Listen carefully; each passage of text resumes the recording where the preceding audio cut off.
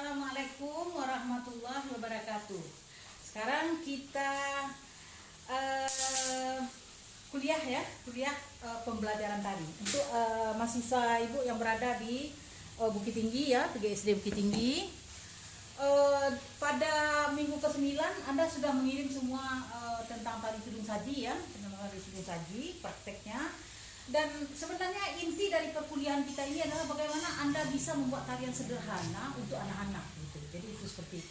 Jadi oleh karena itu saya sekarang akan menunjukkan kepada Anda bagaimana cara penataan tari secara praktis. Yang pertama itu saya akan memperkenalkan bagaimana sih cara mencipta tari untuk anak-anak gitu kan. Caranya yang pertama itu kita harus mengenal, ada namanya istilahnya rangsangan. Jadi ada rangsangan bagaimana seseorang itu bisa membuat tari terangsang atau termotivasi dari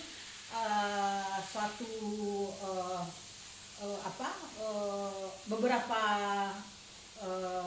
kriteria, beberapa item gitu. Misalnya yang pertama itu rangsangan yang namanya itu kinestetik.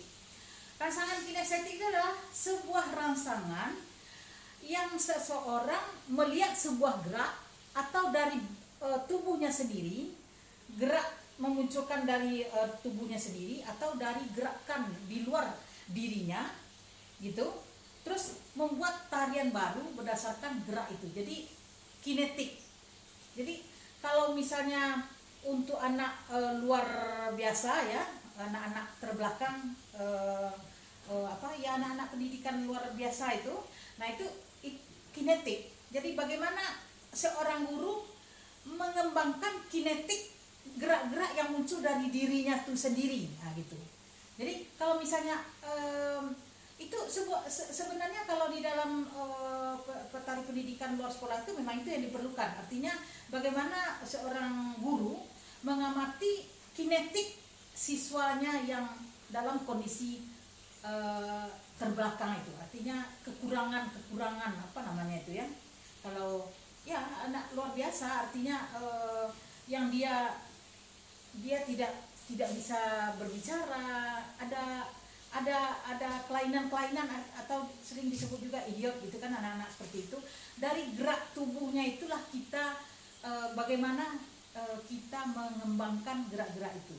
Jadi tidak harus gerak seragam gitu. Kalau misalnya dia satu kelas ada misalnya 8 orang, 10 orang atau 5 orang misalnya atau 3 orang gitu. Jadi apa gerak-gerak yang muncul dari dirinya itu yang ditata. Lalu diberikan musik, lalu dia nanti akan menari mengikuti irama musik itu sendiri.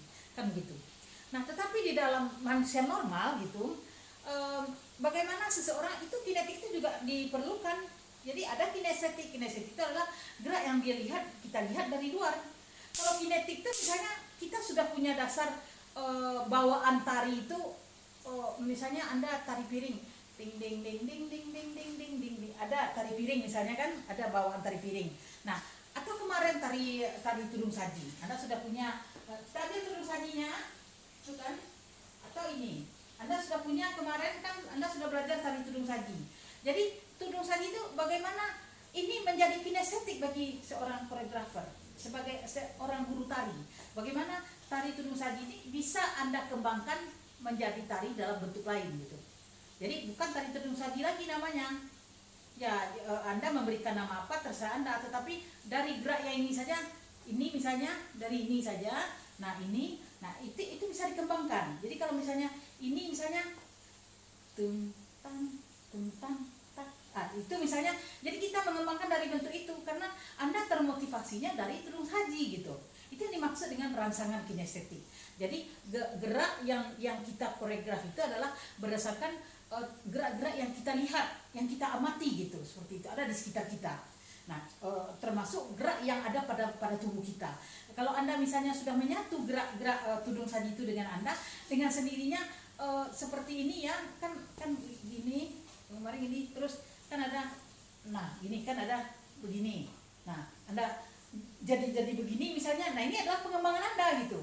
Tetapi ketika Anda mengatakan ini adalah motif adalah unsur terkecil dari gerak, tapi dia mempunyai kapabilitas untuk dikembangkan. Jadi misalnya ini motifnya, ini motif. Jadi Ini motifnya. Ini motif. Nah, motif ini, jadi Anda kembangkan motif ini. Nah, ini kan tidak ada kemarin dalam tari tudung sadi ya, kan tidak ada. Tapi Anda mengembang ini gerak Anda gitu. Begitu juga ketika gerak yang begini, ini kan, terus Anda kan bisa seperti itu. Bagaimana Anda bisa mengembangkan dari segi tenaga, ruang. Kalau ini kan ruang nih, ini yang bermain adalah ruang. Ruang adalah garis yang dilalui oleh penari di sekitar tubuh penari. Nah, ruang gerak. Ada juga ruang tempat menari.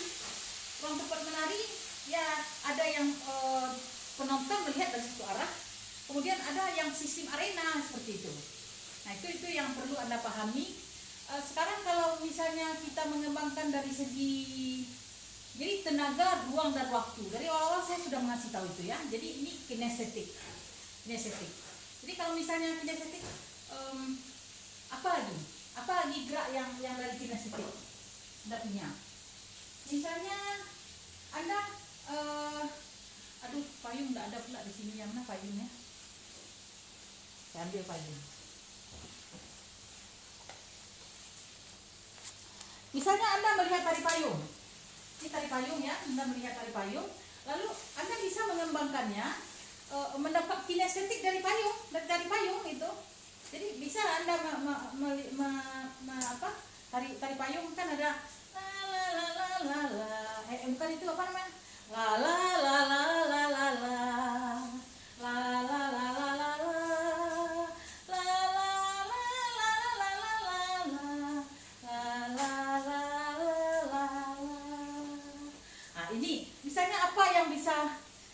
Dari tari payung ini Anda melihat tari payung, tetapi Anda mencipta tari payung kreasi Anda sendiri, tapi mungkin namanya tidak payung lagi, mungkin tari payung fantasi, payung langit misalnya, apa namanya Anda berikan, tapi Anda termotivasi membuat tari itu dari tari payung.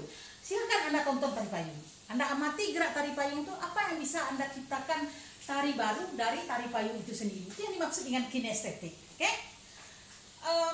Jadi Bu, bagaimana cara mengembangkannya Bu? Kan gitu. Tergantung kepada payung ini mau jadikan apa. Misalnya sekarang saya membuat tari payung.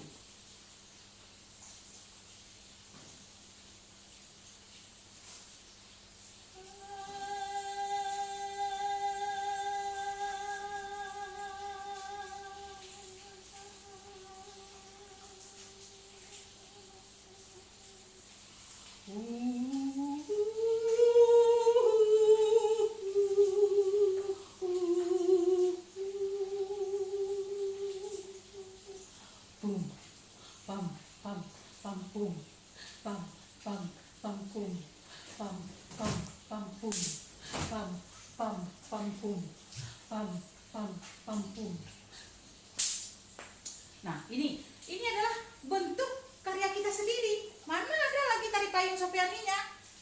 La la lila la la la la la la la. Nah, ini kan tari payung ini ya, geraknya tidak ada lagi. Karena dia sedang menjadi karya kita. Tari payung yang Anda lihat, yang kita lihat hanya sebagai untuk memotivator bagi kita, motivasi bagi kita untuk menciptakan tari yang baru. Tetapi tidak bisa dipaksakan. Maksudnya betul-betul itu membuat suatu rangsangan yang menjadi pemikiran bagi Anda, bagi kita sebagai koreografer, sebagai guru tari. Ketika kita melihat, oh rupanya menarik juga, itu kan? Menarik juga tari payung. Gimana kalau saya sambil berdendang atau sambil nyanyi apa gitu kan? Dibuat tari payung gitu. Jadi apa yang geraknya yang sesuai untuk anak-anak, nah kayak gitu lagi. Kalau untuk anak SD kan kita tidak bisa memaksakan gerak itu sesuai meniru. Makanya saya terus terang ya kemarin tuh karena Anda memang harus ada mempelajari tari yang sudah jadi. Karena tari yang sudah jadi itu sudah terstruktur, paling tidak Anda paham bagaimana gerak-gerak yang terstruktur itu dalam sebuah tari.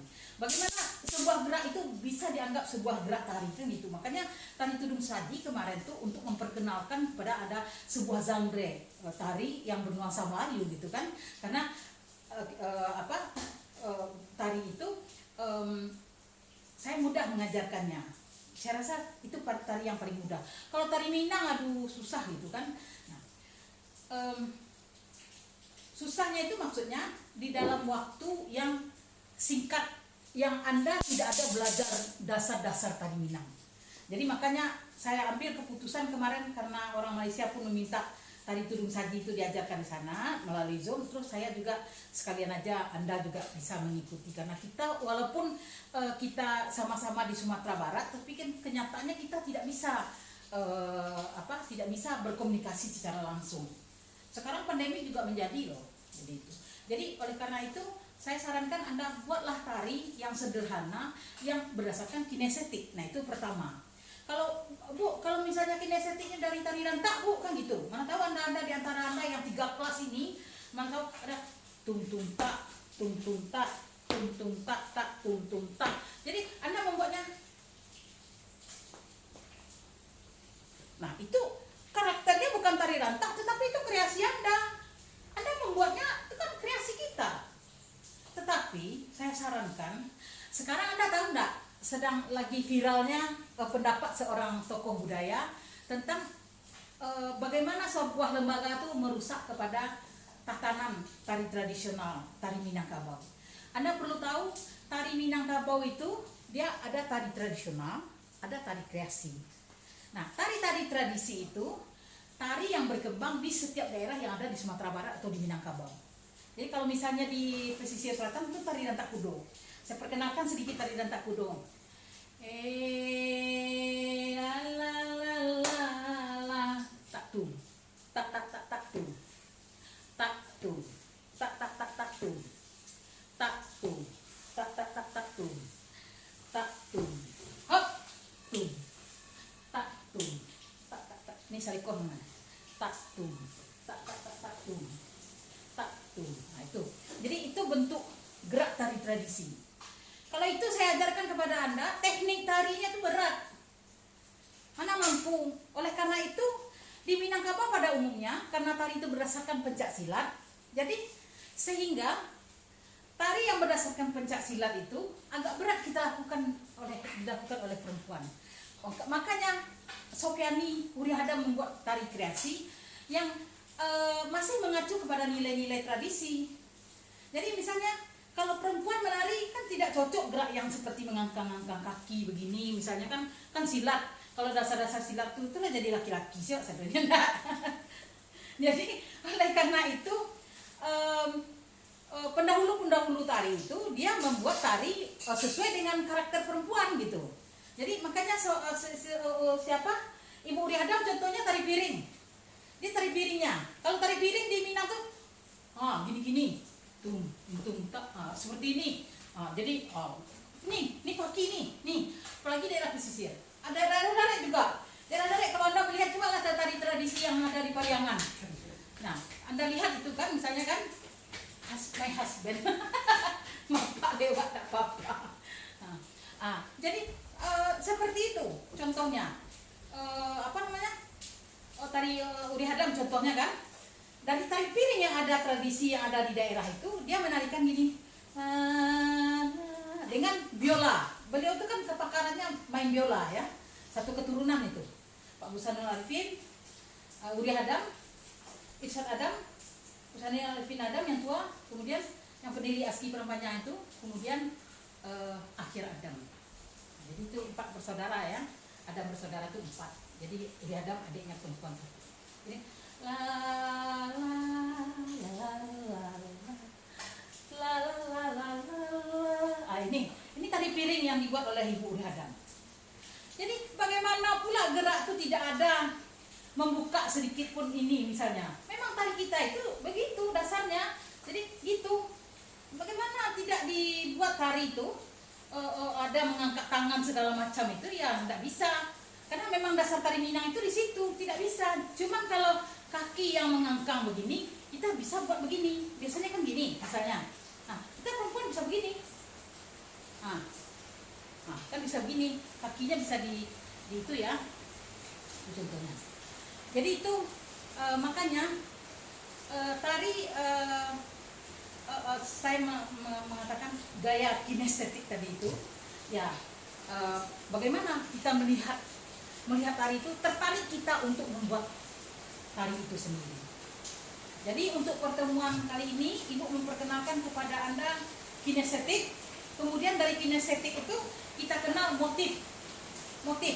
Jadi misalnya tadi itu ada lantak kudo, tap. Nah, misalnya ini kan motifnya. Nah, di dalam kita mengembangkan bagaimana tari itu untuk perempuan, misalnya, nah itu kan kita tinggal membuat begini. Nah, begini. Nah, itu kan kakinya tuh tetap feminin gitu kan? Seperti itu. Saya rasa demikian saja dulu. Assalamualaikum warahmatullahi wabarakatuh.